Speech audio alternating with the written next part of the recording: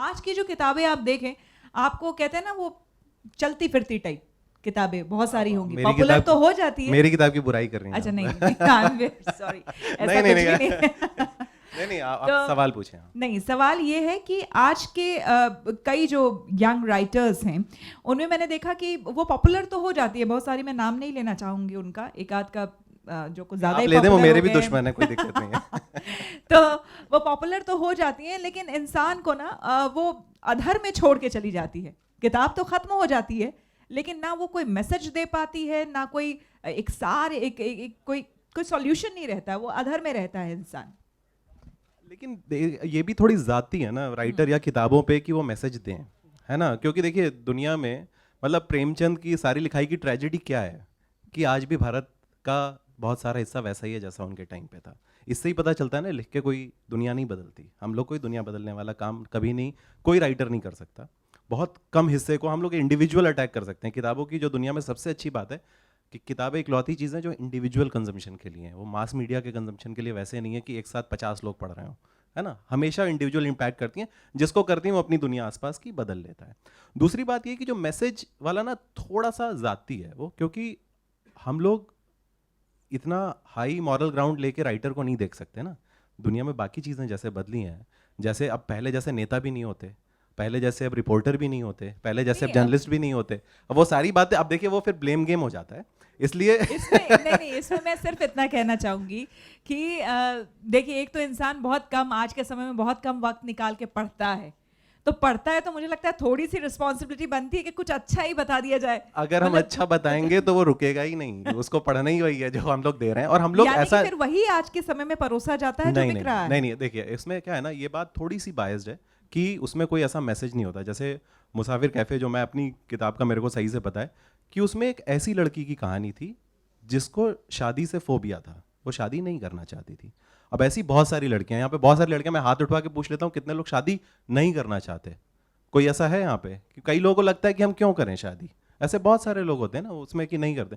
तो वो कहीं ना कहीं उनके लिए वो रूल बुक की तरीके से थी कि हाँ सुधा ऐसी हो सकती है तो हो, उसमें क्या है, मतलब वो भी एक वे ऑफ लाइफ है। भले वो उसमें ऐसा नहीं है, जैसे ना अब जो मैसेज है सोसाइटी के ना, वो ब्लैक और वाइट नहीं हो सकते कि ये चोरी करना। अब देखिए कमाल की बात क्या है, आप गौतम बुद्ध की जो वो फिलॉसफी पढ़ेंगे तो उस समय वो भी कह रहे थे चोरी मत करो, ये मत करो। इससे पता चलता है गौतम बुद्ध के बारे में नहीं, उस समाज के बारे में कि लोग उस समय चोरी करते होंगे, है ना? ये कमाल, आपको ये देखना पड़ेगा ना जो उस समय कह रहा है आदमी, उस समय का समाज कैसा है। अब समाज को मुझे नहीं लगता कि किसी को ज्ञान के लिए किताबें पढ़ने की ऐसी ज़रूरत है। वैसे भी इतना फेसबुक और दुनिया भर में बहुत रोज़ भर भर के मोटिवेशन व्हाट्सएप पे आता ही है दुनिया बदलने वाला। तो किताबों के समाधान देने की बात पे मैं भी इस बात में यकीन रखती हूँ कि किताबें समाधान तो नहीं देती, लेकिन ऐसा एक फ्लैग लगा देती है, तो दिखाई एक फ्लैग लगाती है कि यहाँ से अमन होके गुजरता है या यहाँ से जिंदगी होके गुजरती है। तो कई बार वो फ्लैग गिर जाता है, तो बस लेखक का काम है वो फ्लैग सीधा कर देता है कि जिंदगी इधर से होके गुजरती है या फिर अमन इस दिशा से होके गुजरता है।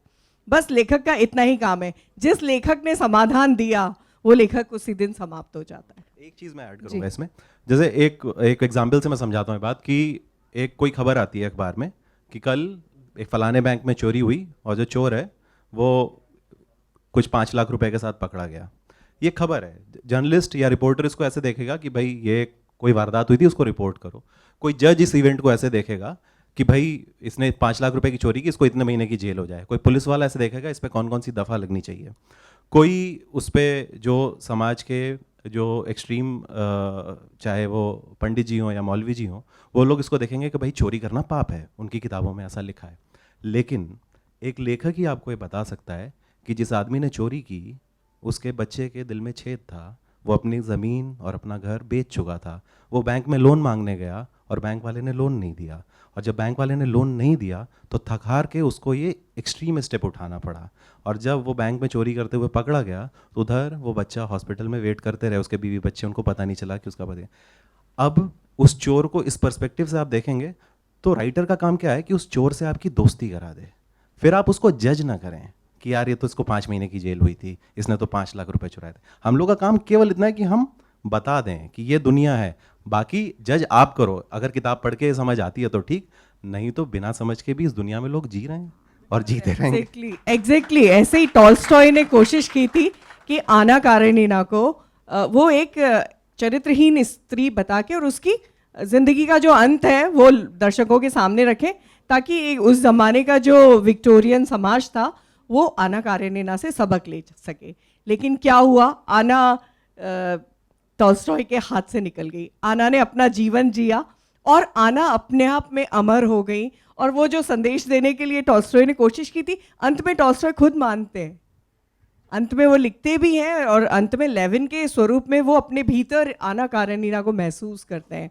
तो लेखक तो वही है जिसके हाथ से उसका पात्र छूट जाए और अपनी मनमानी करे और अपनी जिंदगी जिए।